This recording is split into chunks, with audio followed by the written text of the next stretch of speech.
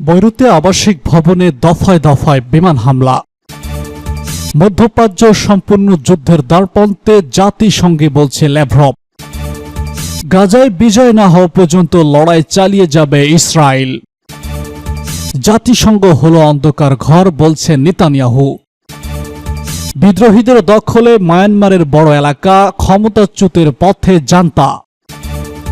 সর্বশেষ জানিয়ে দিব, যুক্তরাষ্ট্রে ভয়ঙ্কর হেলেনের আঘাত, নিহত বেড়ে 40।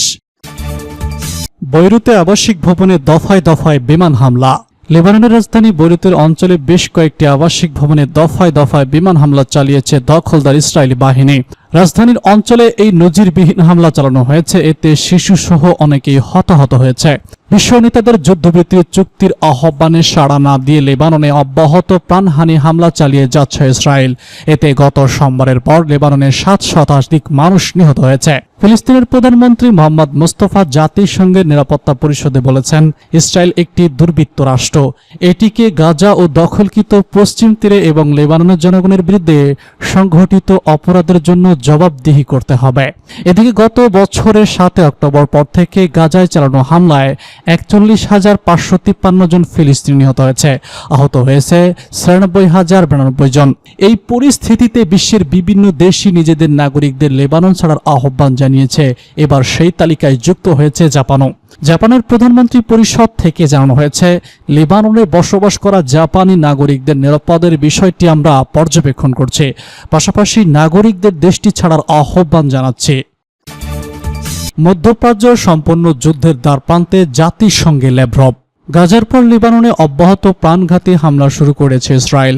বিশেষ করে লেবাননের রাজধানী বৈরুতে জনবহুল এলাকায় আবাসিক ভবনগুলোতেও ইসরায়েলের হামলা থেকে রেহাই পাচ্ছে না। এমন পরিস্থিতিতে রাশিয়ার পররাষ্ট্রমন্ত্রী সের্গেই ল্যাভরভ জাতিসংঘে বলেছেন, মধ্যপ্রাচ্য সম্পূর্ণ যুদ্ধের দ্বারপ্রান্তে। মূলত বিশ্ব নেতাদের যুদ্ধবিরতি চুক্তির আহ্বানে সাড়া না দিয়ে লেবাননে অব্যাহত প্রাণঘাতী হামলা চালিয়ে যাচ্ছে দখলদার ইসরায়েল বাহিনী। এতে গত সোমবারের পর লেবাননের 7 শতাধিক নিহত হয়েছেন। ফিলিস্তিনের প্রধানমন্ত্রী মুস্তফা মোহাম্মদ জাতিসংঘের নিরাপত্তা পরিষদকে বলেছেন, ইসরায়েল একটি দুর্বৃত্ত রাষ্ট্র। এটিকে গাজা ও দখলকৃত পশ্চিম তীরে এবং লেবাননের জনগণের বিরুদ্ধে সংঘটিত অপরাধের জন্য জবাবদিহি করতে হবে। গত 7 অক্টোবর পর থেকে গাজায় চালানো হামলায় 41,553 ফিলিস্তিনি নিহত হয়েছে। এতে আহত হয়েছে 96,092 জন। ফিলিস্তিনের প্রতি সমর্থন জানিয়ে পাল্টা হামলা চালাচ্ছে লেবাননের সশস্ত্র গোষ্ঠী হিজবুল্লাহ। সংগঠনটি শুরু থেকেই জানিয়ে আসছে, গাজায় যুদ্ধবিরতি কার্যকর না হওয়া পর্যন্ত প্রতিরোধ চলবে। গাজায় বিজয় না হওয়া পর্যন্ত লড়াই চালিয়ে যাবে ইসরায়েল। গাজায় চলমান যুদ্ধে সম্পূর্ণ বিজয় না হওয়া পর্যন্ত লড়াই চালিয়ে যাবে বলে জানিয়েছে ইসরায়েলের প্রধানমন্ত্রী বেনিয়ামিন নেতানিয়াহু। শুক্রবার যুক্তরাষ্ট্রের নিউ ইয়র্কে জাতিসংঘের সাধারণ অধিবেশনে দেওয়া বক্তব্যে এই মন্তব্য করেছেন তিনি। নেতানিয়াহু বলেছেন, গত দশকে ইসরায়েলের বিরুদ্ধে জাতিসংঘের সাধারণ পরিষদে বিশ্বের অন্যান্য দেশের তুলনায় বেশি প্রস্তাব পাশ হয়েছে। জাতিসংঘ হলো অন্ধকারের ঘর। তিনি বলেছেন, লেবাননের সশস্ত্র গোষ্ঠী হিজবুল্লাহর উপর আক্রমণ চালিয়ে যাবে আমার দেশ। অবশ্য নেতানিয়াহু মঞ্চে ওঠার পরই ওয়াক আউট করেন বেশ কয়েকজন বিশ্ব নেতা, তবে এ সময় তার সমর্থকদের উল্লাস করতে দেখা যায়। নেতানিয়াহু বলেছেন, এবছর সেখানে আসার কোনো ইচ্ছাই ছিল না আমার দেশ নিজেদের অস্তিত্ব রক্ষায় যুদ্ধ করছে। তবে এই মঞ্চে অনেক বক্তাকে আমার দেশের বিরুদ্ধে মিথ্যাচার করতে দেখা গেছে, আমি এর জবাব দিতে এসেছি। এদিকে ফিলিস্তিনের স্বাস্থ্য মন্ত্রণালয় জানিয়েছে, গাজা ইসরায়েলি হামলায় গত বছর অক্টোবর থেকে পর্যন্ত 41,500 জনের বেশি ফিলিস্তিনি নিহত হয়েছে, আহত হয়েছে 96,092 জন। নিহতদের অর্ধেকের বেশি নারী এবং শিশু রয়েছে। জাতিসংঘ হলো অন্ধকারের ঘর, বলছেন নেতানিয়াহু। জাতিসংঘকে অন্ধকারের ঘর বলে মন্তব্য করেছেন ইসরায়েলের প্রধানমন্ত্রী বেনিয়ামিন নেতানিয়াহু।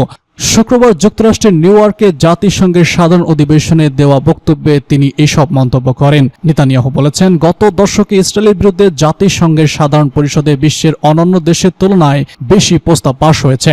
জাতিসংঘ হলো অন্ধকারের ঘর।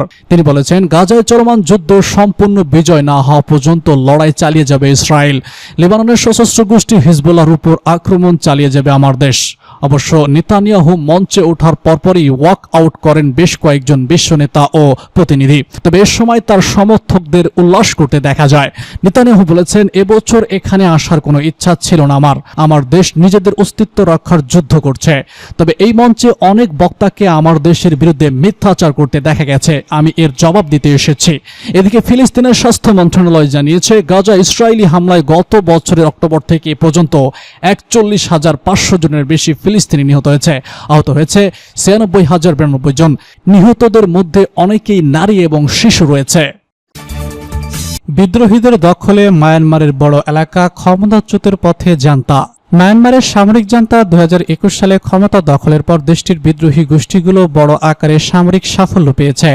সশস্ত্র গোষ্ঠীগুলোর জোট জান্তাকে হটিয়ে দিয়ে পূর্ব মায়ানমারের এক বিশাল অংশ দখল করে নিয়েছে। ব্রাদার রাহুলস নামের এই জোট আসলে বিভিন্ন জনগোষ্ঠীর প্রতিনিধিত্বকারী ৩টি শক্তিশালী বিদ্রোহী বাহিনী নিয়ে গঠিত। এদের যোদ্ধারা এখনও মায়ানমারের দ্বিতীয় শহর মান্দালাপের কাছাকাছি পৌঁছেছে।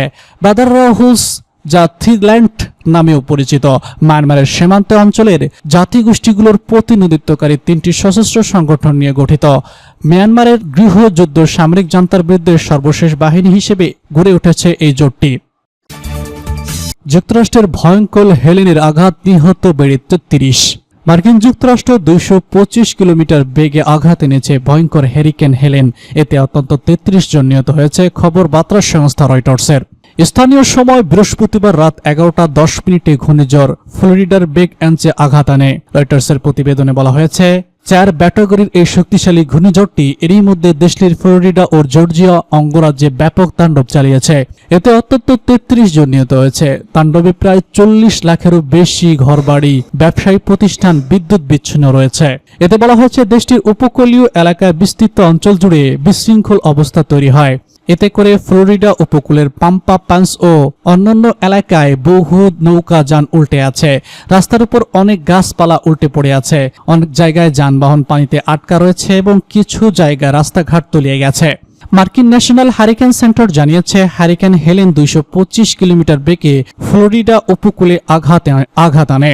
শুক্রবার প্রথম প্রহরে পাশের রাজ্য জর্জিয়ার দিকে ধেয়ে আসার সময় এটি দুর্বল হয়ে গ্রীষ্মকালীন ঝড়ে পরিণত হয়। এছাড়া বিকেলের দিকে ঘূর্ণিঝড়টি একটি গ্রীষ্মকালীন নিম্নচাপে পরিণত হয়। তখন এর বাতাসের গতি ছিল ৫৫ কিলোমিটার। এরপর টেনেসি ও কেন্টাকির উপর দিয়ে এটি ধীরে ধীরে চলে যায়। সংস্থাটি আরও জানিয়েছে, হ্যারিকেন হেলেনের প্রভাবে ভারী বৃষ্টিপাতে দক্ষিণ অ্যাপালাচিয়ানে বিপর্যয়কর বন্যা সৃষ্টি হয়েছে। এর আগে যুক্তরাষ্ট্রের জাতীয় হ্যারিকেন কেন্দ্র জানিয়েছিল, স্থানীয় সময় এটি শুক্রবার রাত ১১টার দিকে ফ্লোরিডায় আঘাত আনতে পারে।